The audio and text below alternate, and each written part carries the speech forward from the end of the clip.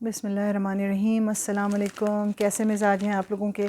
उम्मीद है आप सब लोग बिल्कुल ठीक होंगे। मैं भी आप लोगों की दुआओं से बिल्कुल ठीक हूँ और आज एक नए टॉपिक के साथ आप लोगों के सामने हाज़िर हुई हूँ। काफ़ी दिन से जो फैमिलीज़ पाकिस्तान से, इंडिया से या किसी भी मुल्क से तुर्की शिफ्ट हो रहे थे, उनका बार बार यही सवाल था कि प्लीज़ आप बताइए कि हम अपने घर को सेट करने के लिए कौन सा तरीक़ा इस्तेमाल करें, सामान कहाँ से ख़रीदें, फ़र्नीचर कहाँ से लें, इसके अलावा हमें इलेक्ट्रॉनिक्स चाहिए है वो हम कहाँ से लें, और ऐसी जगह कोई बताइए जहाँ पर हमें मुनासिब कीमत पे ये सामान मिल सके।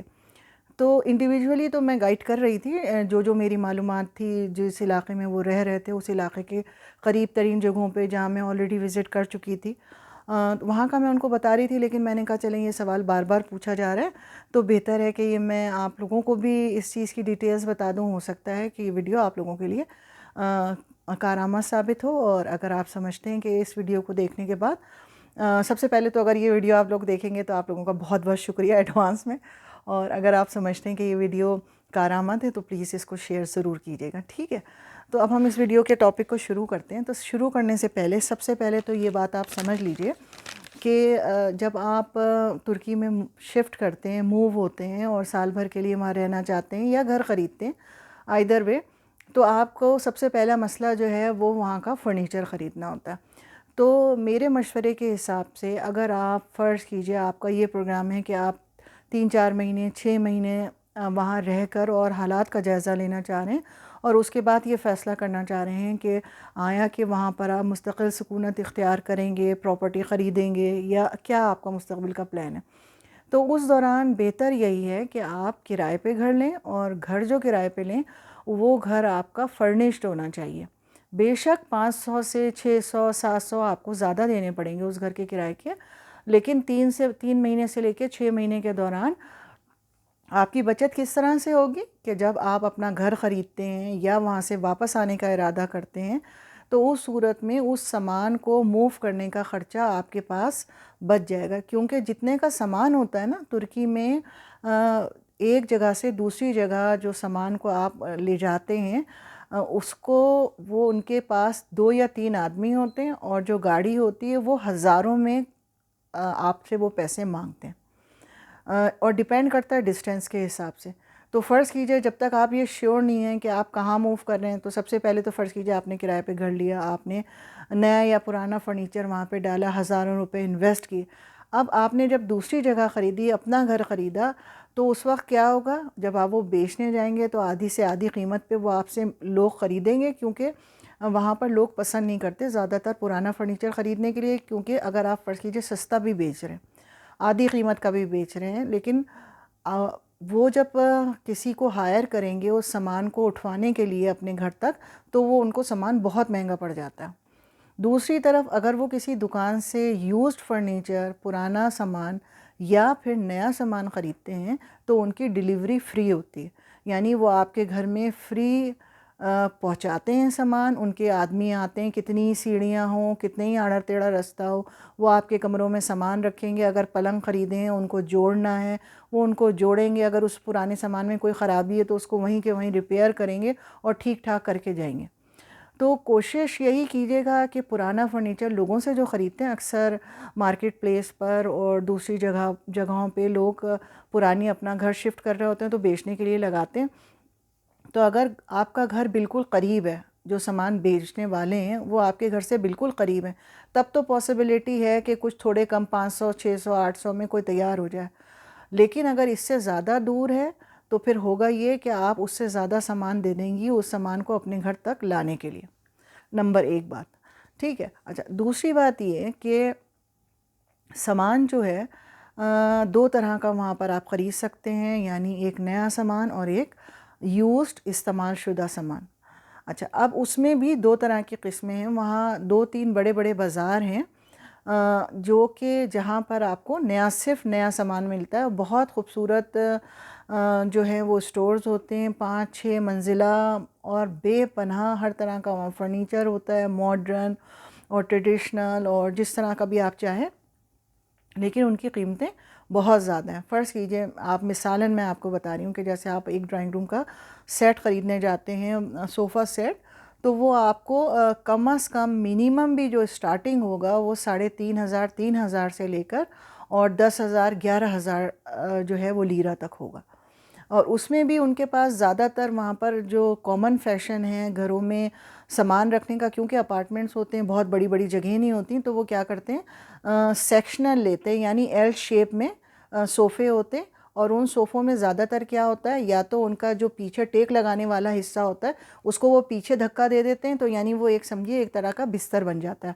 या फिर ये होता है कि जहाँ जिस जगह पे हम लोग पाँव रखते हैं सोफ़े के, उस जगह से जब आप नीचे से खींचेंगे तो एक यानी कहना चाहिए बेड की शक्ल का नीचे से पोर्शन निकलता है जिसको सोफ़ा कम बेड कहते हैं। तो वो उसमें यानी सोफ़ा भी बन जाता है और उसको आप बेड के तौर पे भी इस्तेमाल कर सकते हैं। बेशक वो उतना आरामदेह तो नहीं होता जितने हमारे बेडरूम सेट्स होंगे या गद्दे होंगे, लेकिन उस पर आप जो है वो अगर कोई गेस्ट आ जाते हैं तो आसानी से आपको यूज़ कर लेते हैं। तो एक तो सबसे पहले वहाँ फ़ैशन सबसे ज़्यादा जो है वो सेक्शनल का है, एल शेप सोफ़ों का और सोफ़ा कम बेड का। ठीक है। दूसरी अहम बात कि वहाँ पर जब आप जाएंगे तो आपको सबसे ज़्यादा जो एक बात अजीब सी भी लगेगी, और वो ये होगी कि वहाँ वो लोग उनके सोफ़ा सेट्स जो हैं वो बहुत ज़्यादा कलरफुल हैं, बहुत ब्राइट, गहरा लाल, गहरा हरा, गुलाबी रंग, जो हम लोगों के नॉर्मल देखने में, ख़ुसूसन कनाडा में तो बिल्कुल भी देखने में नहीं आते। यहाँ ज़्यादातर ब्राउन और ग्रे कलर्स जो हैं वो प्रेफर्ड करते हैं, बेज है और दूसरे अर्थ टोन्स जो हैं, लेकिन वहाँ पर आपको बहुत ब्राइट कलर्स मिलेंगे और मखमल के सोफ़े, शनेल के सोफ़े, इस तरह का सामान वहाँ पे आपको मिलेगा ज़्यादा। ठीक है। अच्छा, दूसरी बात ये कि आप जब वहाँ पर सामान ख़रीदेंगे, अगर वही सामान आप वही फ़र्ज़ कीजिए सोफ़ा कम बेड अगर 3,500 से 5,000 4,000 का आपको नया मिल रहा है, तो पुरानी जगहों से, पुरानी दुकानों से जहाँ यूज़ सामान मिलता है वो आपको 1,000 से 1,500 में आराम से मिल जाएगा। ठीक है। तो प्राइस का तो ये फ़र्क है बेशक। नंबर एक बात। अच्छा, इसके बाद जब आप दूसरे टॉपिक की तरफ आते हैं तो उसमें क्या है कि आप को मैं बताऊं कि इलेक्ट्रॉनिक्स जो है, यानी घर के अप्लाइंसेस जिसे हम कहेंगे, इलेक्ट्रॉनिक्स तो नहीं, अप्लाइंसेस यानी चूल्हा, फ्रिज आपका जो आप इस्तेमाल करते हैं, आपका स्टोव है और आपका माइक्रोवेव है और आपकी वॉशिंग मशीन है, जो मेन अहम चीज़ें। तो अगर आप फ़र्ज़ कीजिए चूल्हे को लेते हैं, अगर आप सिंपल चूल्हा लेते हैं तो वो 300 से लेके 3,000 तक का है। डिपेंड करता है वो गैस का है, उसके बर्नर कैसे हैं, वो किस कंपनी का बना हुआ है। तो नॉर्मली लोग क्या करते हैं कि सिर्फ चूल्हे जो हैं, जैसे हम लोग पाकिस्तान में ब्रैकेट के ऊपर रखते हैं, इस तरह 300 से 400 का चूल्हा, 500 का चूल्हा आपको 3 बर्नर्स का मिल जाता है। वो लोग नॉर्मली ख़रीदते हैं और उसको इस्तेमाल करना शुरू कर देते हैं। लेकिन अगर आप फ़र्ज़ कीजिए कुकिंग रेंज लेना चाह रहे हैं, यानी ओवन के साथ पूरा चूल्हा जो जैसे होता है, तो फिर उसके प्राइजेज़ जो हैं वो आपको पुराने 1,000 1,200 से लेके 1,500 तक भी हो सकते हैं। नया जो है वो 3,500 से लेके 5,500 तक है, क्योंकि उसकी भी ब्रांड होती है और डिपेंड करता है। अच्छा, तुर्की में ये आपको मिलेगा देखने के लिए कि ज़्यादातर जो उनके अपने ब्रांड्स हैं, जिनमें मैंने 1-2 ब्रांड्स लिखे भी हैं, बीको के नाम से है, BEKO, बीको, ये इनकी अपनी ब्रांड है। जगह जगह आप जब बाज़ारों में जाएंगे तो इनके शोरूम्स बने हुए होते हैं। दूसरा है वेस्टल, और फिर है, हम तो इसको सी पढ़ते हैं, आर्शिलिक ये लोग पढ़ते हैं। तो ये 2-3 ब्रांड जो हैं इनकी मशहूर हैं, वहीं कंपनी की मतलब तुर्की की ब्रांड है। तो इसका सामान आपको सस्ता मिल जाएगा और सस्ते के साथ साथ इसकी रिपेयर भी सस्ती होगी, क्योंकि इसके जो पुर्ज़े हैं, अगर कोई चीज़ ख़राब हो जाती है तो वो आपको आसानी से मिल जाती है। लेकिन अगर कोई फेमस ब्रांड है, जैसे जो वहाँ तुर्की की नहीं है बल्कि वो किसी दूसरे मुल्कों से अपने मुल्क में लाते हैं, यूरोपियन कंट्रीज से, तो वो आपको जो है वो महंगी मिलेगी। तो आपको पहले जब भी ख़रीदना है सर्चिंग करनी है कि नए और पुराने। अच्छा, पुराना अगर आप फ़र्ज़ कीजिए एक सैमसंग का फ्रिज है, फ़र्ज़ करें आप लेते हैं, तो सैमसंग का अगर आप फ्रिज ख़रीदते हैं तो नया फ्रिज आपको 7,000 से लेके 12,000 टर्किश लीरा तक मिलता है। पुराना आप ख़रीदते हैं यूज्ड कंडीशन में तो वो आपको 1,000 1,500 1,800 2,000 बताते हैं। लेकिन आपको उस पुराने फर्नीचर और अप्लाइंसेस में फ़ायदा क्या होता है कि उसमें आप बार्गेन कर सकते हैं, बार्गेन करने के बहुत चांसेस होते हैं। और आप जब उनसे बहुत बार ज़्यादा सामान ख़रीदते हैं वो तो वो आपको पूरा एक पैकेज बना के दे देते हैं। लेकिन पर्सनली मैं आपको रिकमेंड नहीं करूँगी, जो अप्लाइंसेस हैं घर के ज़रूरी सामान, बड़ा सामान जैसे फ्रिज है, वॉशिंग मशीन है, कि वो आप पुराना ख़रीदें। क्योंकि आप 500-800 की कोई चीज़ पुरानी 1200 की ख़रीदेंगे। अभी एक किसी से मेरी बात हो रही थी तो उन्होंने बताया कि नहीं, हमने पुरानी दुकानों पे देखा है, फ्रिज हमें अच्छा मिल रहा है, 1500 बताया था, 1300 लीरा का दे रहा। तो मैंने उनको भी यही कहा कि बेटा आप जो हैं कोशिश ये करें थोड़ा सा अपना बजट बढ़ा लें, लेकिन पुराना सामान ना ख़रीदें। बेशक थोड़ा छोटा सामान ख़रीद लें फ्रिज, मगर नया ख़रीदें। क्योंकि होगा क्या, उसमें वो जैसे हमारे पाकिस्तान वगैरह में आपने देखा होगा कि अक्सर गैस की प्रॉब्लम होती है कि जो फ्रिज में आप कूलिंग एकदम से ख़त्म हो गई, जब फ्रिज वाले को बुलाया उन्होंने कहा जी इसकी गैस ख़त्म हो गई, आपको रिफ़िल करवानी है। वो रिफ़िल करके चले जाते हैं, 2-3 हज़ार लेते हैं। उसके थोड़े से दिन 6-8 महीने गुजरते हैं, उसके बाद फिर वो हल्के हल्के गैस जो उसकी ख़त्म हो जाती है, वो कहते हैं जी फिर आइए फिर। तो ये आपका दर्द सरी है। तो पुरानी चीज़ें, ये आपकी लक है, बाज़ औक़ात सही भी निकल जाती हैं, लेकिन उमूमन होता ये है कि वो टूटी फूटी ख़राब चीज़ें, डैमेज चीज़ें, उनको थोड़ा बहुत रिपेयर करके बेचने के काबिल कर देते हैं और आपको बेच देते हैं। इसी तरह अगर कोई सोफ़ा 3000 से 5000 के दरमियान है तो वो पुराने में आपको 600-700, 800, 1000, 1200 तक का आराम से मिल जाएगा सोफ़ा। लेकिन होगा क्या उस सोफ़े के अंदर, कि सबसे पहले तो जो एक प्रॉब्लम होती है वहाँ बग, जिसे हम कहते हैं, जो फर्नीचर के अंदर छोटे छोटे से कीड़े होते हैं, हमें नज़र नहीं आते, और अगर वो एक दफ़ा कीड़े मौजूद हो जाएं तो तरह तरह के स्प्रेज़ और तरह तरह की चीज़ों के बाद भी जो है वो आप उससे उस फर्नीचर को फेंकने ही पड़ता है, फिर वो आप दोबारा इस्तेमाल नहीं कर सकते। तो बाज़ औक़ात वो भी होता है, और उसको ख़त्म करने के लिए जो फर्नीचर शॉप कीपर्स हैं वो क्या करते हैं कि उसके ऊपर तरह तरह के केमिकल के स्प्रेस कर देते हैं। तो वो केमिकल के स्प्रेस जो हैं वो उसके अंदर इतनी बदबू पैदा कर देते हैं कि वो नाकाबिले बर्दाश्त होती है। बाज़ औक़ात कुछ फ़र्नीचर ऐसे होते हैं कि वो इतनी बुरी तरह से डैमेज होते हैं, उसको वो ला के धोते हैं, साफ़ करते हैं, और उसके बाद उसमें से इतनी अभी थोड़े अरसे पहले एक फ़ैमिली थी, उन्होंने इसी तरह से ख़रीदा, मेरे ख़्याल में शायद 1400-1500 का फ़र्नीचर ख़रीदा ड्राइंग रूम के लिए, बहुत अच्छा था, खुश हुए। उन्होंने कहा जी इतने कम पैसों में मिल गया, सब कुछ है। जब उसको इस्तेमाल करना शुरू किया तो बच्चों ने कंप्लेंट शुरू की कि अम्मी इसमें से बदबू बहुत ज़्यादा आ रही है। तो जब उन्होंने भी जाके उसको नोटिस किया, उसके करीब उसके गई, आगे पीछे किया, तो इस कदर ताफ़ुन था कि ऐसा लग रहा था, वो कहती हैं कि जी जैसे कोई चूहा जो है उसके अंदर किसी ने मार के फेंक दिया, तो इतनी शदीद बदबू थी। अच्छा, वहाँ ये प्रॉब्लम है कि एक दफ़ा आप सामान ख़रीद लें तो आप दोबारा जाके कुछ भी कह दें, वो आपसे वो सामान वापस नहीं लेंगे। इवन कि अभी आपने सामान रखा है और दोबारा अगर वो सामान आपके घर पहुँच गया, वो कहते हैं नहीं जी अब हम इसको रिटर्न नहीं करेंगे। तो समझिए आपका सारा पैसा जो है, वो आपने जो उसमें इन्वेस्ट किया था, वो आपका सारा पैसा डूब गया, क्योंकि वो पैसा वापस ही नहीं करेंगे। आप, वो बेचारी परेशान है, उसको धूप लगाएं, क्या करें, कैसे सही करें।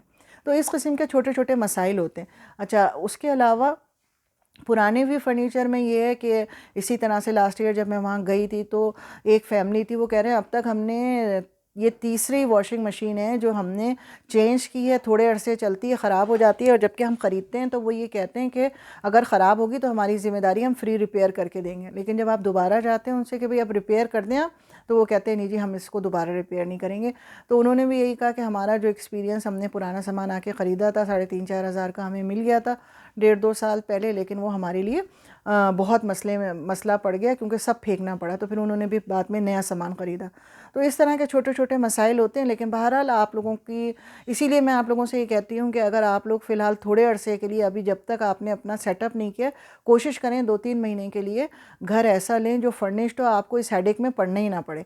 अगर आप लॉन्ग टर्म वहाँ पे रहना चाहेंगे तब आप फ़ैसला करें कि आपको नया ख़रीदना है, कौन सी चीज़ नई ख़रीदनी है, कौन सी पुरानी। अच्छा, दूसरी अहम बात कि जब आप वहाँ, सबसे पहले तो आपको ये कैसे पता चलेगा कि जी कौन सी दुकान जो है यहाँ पुराना फर्नीचर मिल रहा है, कौन सी दुकान से यहाँ नया फर्नीचर मिल रहा है।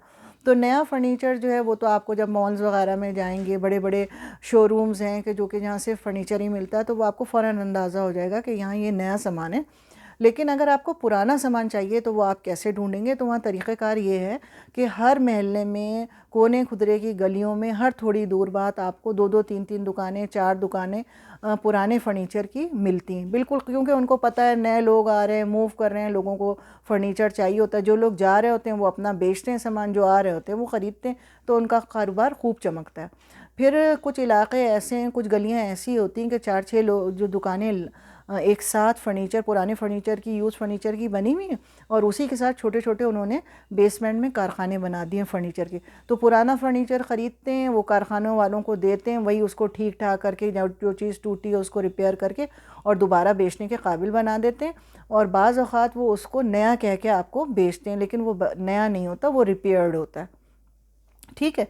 अच्छा, तीसरी अहम बात, वहाँ ये भी बहुत आपको देखने में, फ़र्ज़ कीजिए आप एक नए बाज़ार में गए, आपको बहुत खूबसूरत डाइनिंग सेट मिला, या आपको कॉफ़ी टेबल्स, जो आप लोग ड्राइंग रूम में बीच में टेबल रखते हैं, कॉफ़ी टेबल बहुत अच्छी मिल गई। अब वो बहुत महंगी थी, 1300 की, 1500 की एक कॉफ़ी टेबल। अब आप अपनी गली में टहल रहे हैं, चलते फिरते पुरानी दुकानों पर आपने देखा, अरे ये तो बिल्कुल वैसे ही फ़र्नीचर रखा हुआ है और इतनी कम कीमत पर, वहाँ 1500 का है तो यहाँ ये 600-700 मांग रहे हैं। लेकिन होता क्या है, वो उसकी नकल बना लेते हैं, यानी क्वालिटी वाइज वो बहुत पुअर होता है, लेकिन शक्ल बिल्कुल एक जैसी हो रही होती है। तो इसीलिए मैं बार बार कहती हूँ कि आप लोग शॉपिंग करते वक्त, शॉपिंग करने से पहले महंगी दुकानों पे जाने में हिचकिचाएं नहीं, ज़रूर जाएं। आपके इर्द गिर्द बाज़ारों में, जो मॉलों में बड़ी दुकानें, ज़रूरी नहीं सिर्फ फर्नीचर के लिए, किसी भी चीज़ को जब आप नया सामान, ओरिजिनल सामान देखेंगे और फिर उसके बाद आप अगर कहीं पे भी पुराना या उसकी नकल देखेंगे तो आपको पहचानने में बहुत आसानी हो जाती है, आपको फ़र्क महसूस होता है जब आप देखते हैं, क्योंकि क्वालिटी डिफरेंस होती है, प्राइस डिफरेंस होता है। आप समझते हैं कि जी वो तो 1500 की मिल रही थी, यहाँ में 800 की मिल रही, ख़रीद लो, मगर वो क्वालिटी वो चीज़ नहीं होती है उसके अंदर। अच्छा, अब वीडियो बड़ी होती जाएगी, बात तो बहुत करने की। ये तरीक़ा कैसे आप पहचानेंगे पुराना सामान? आप चलते फिरते दुकानों पे अगर लिखा हुआ देखें SPOT, स्पॉट, तो ज़्यादातर अगर स्पॉट लिखा है तो इसका मतलब ये है कि वहाँ पर आपको पुराना फर्नीचर मिलेगा। ठीक है, तो ये तो एक उनकी निशानी होती है, SPOT लिखा हुआ होता है। दूसरी बात, उन पे क्या लिखी हुई होगी, मुझे प्रोनाउंसिएशन में भी कोई सही ना करूं, मोबिलिया, MOBIYLA, मोबिलिया कहते हैं, यानी इसको भी फर्नीचर, इसको इंग्लिश में कहेंगे फर्नीचर।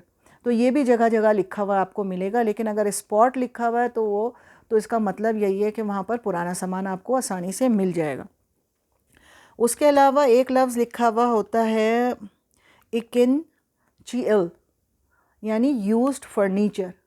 इसकी स्पेलिंग मैं आपको बता देती हूँ, हो सकता है मैं सही प्रोनाउंस ना कर रही हूँ।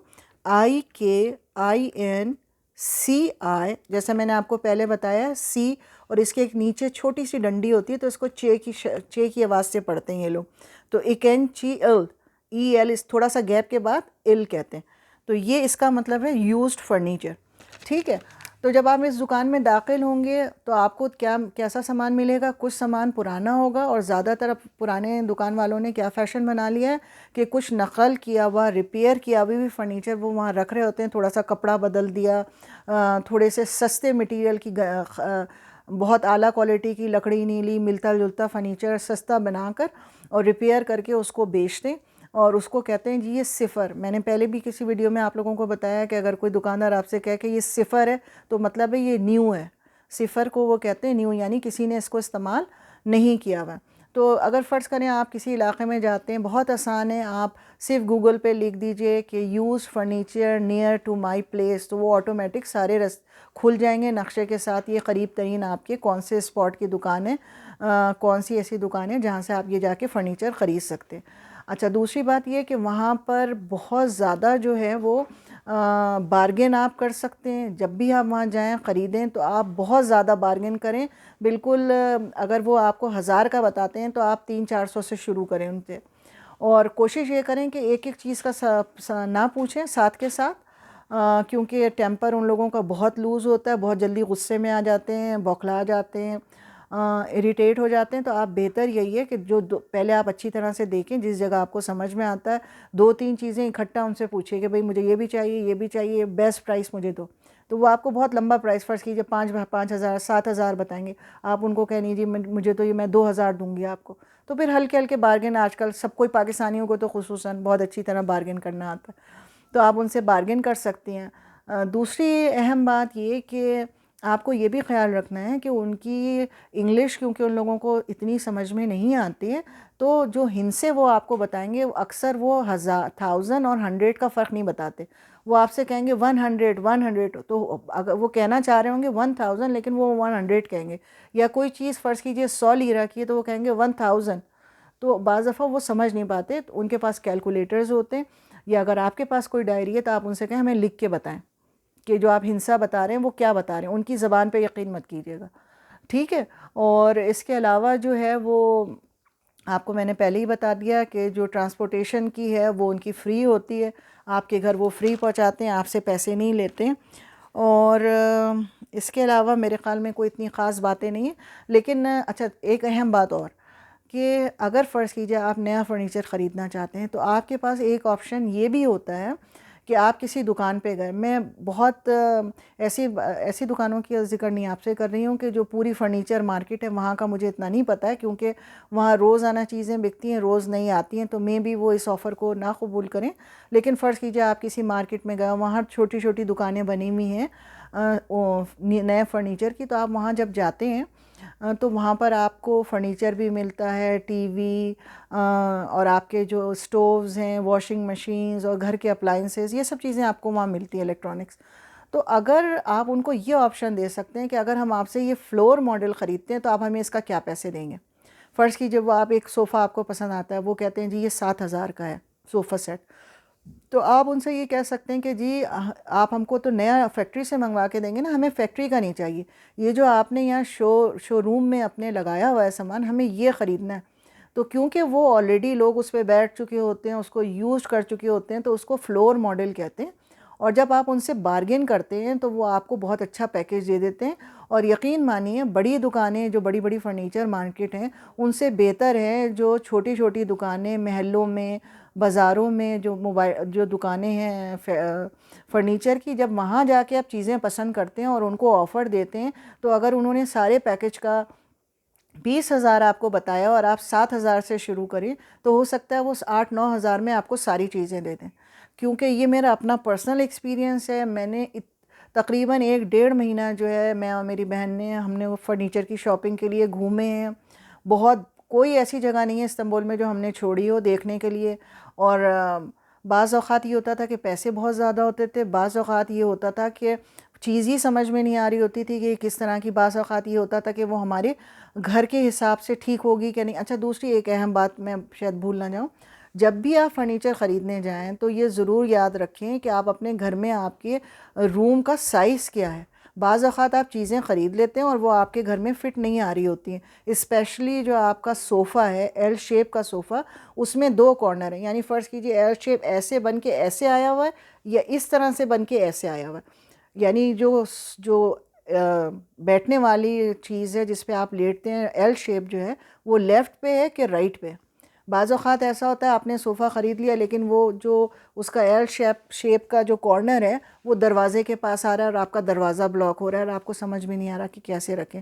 तो जाने से पहले अपने रूम की मेजरमेंट करें, अपने बेडरूम की मेजरमेंट करें, क्योंकि गद्दा जो है, जब आप बेड ख़रीदते हैं उसमें भी 3-4 साइज़ेज़ आते हैं। डबल ख़रीदना है, क्वीन ख़रीदना है, कितना बड़ा चाहिए है, कितना फ़ासला है, क्योंकि अपार्टमेंट छोटे होते हैं। ठीक है, तो उम्मीद है कि ये छोटी-छोटी बातें जो हैं आप इनको ख़्याल में रखिएगा और हो सकता है कि इस वीडियो से आपको कुछ फ़ायदा हो। मैंने तो जो अपना एक्सपीरियंस है वो आपके साथ शेयर किया है और इसी तरह से हमने भी खूब पूरी तकरीबन इस्तांबुल की जगह-जगह सैर की, पुराना फ़र्नीचर बेइंतहा देखा। समझ में कुछ आया नहीं, कुछ एक एक अजीब सा इख्तिलाज भी होता है कि भाई पता नहीं कौन इस बिस्तर पे लेटा था, कैसा ये पाक भी है कि नहीं है इस बिस्तर। तो ख़ुसूसन बेडरूम का तो आदमी नहीं सोच सकता, सोफ़े पे भी जो है वो थोड़ा सा कपड़े की वजह से एक थोड़ी सी कराहियत आती है। तो लेकिन जब हमने इस तरह से फ़र्नीचर जो अपना सामान भी ख़रीदा तो वो इसी तरीके से ख़रीदा था कि शोरूम में जाकर उनसे यही ऑफ़र की थी कि भाई हमें आपके पास, आप मंगवाएंगे फैक्ट्री से, वो पता नहीं कब तक पहुंचता है, 1.5 महीने लगे, दो, हमें तो फ़ौरन चाहिए। तो जो फर्नीचर आपके पास ऑलरेडी मौजूद है, जो चीज़ें हमें समझ में आ रही है, इसके पैसे बताएं फ्लोर मॉडल के, आप हमें क्या देंगे। तो उन्होंने पैकेज बहुत लंबा बताया था, लेकिन आप यकीन मानिए कि जो उन्होंने रकम बताई थी, तो हमने वहाँ से सोफ़ा सेट्स और जो आपका कुकिंग रेंज, छोटे मोटे और सामान, इस्त्री का स्टैंड लिया था, फ्रिज सैमसंग का जो है वो लिया था, और कबर्ड्स ली थी, किचन कैबिनेट्स लिए थे, बहुत सारा इस तरह का छोटा छोटा सामान। तो पूरा package, coffee table, TV trolley, so काफ़ी चीज़ें थी। और उन्होंने जब उनको सारा चीज़ें बताई, उन्होंने जो उससे तकरीबन तकरीबन हमें आई थिंक 40-60% जो है वो डिस्काउंट पे हमें मिला था, क्योंकि उन्होंने बहुत ज़्यादा रकम बताई थी।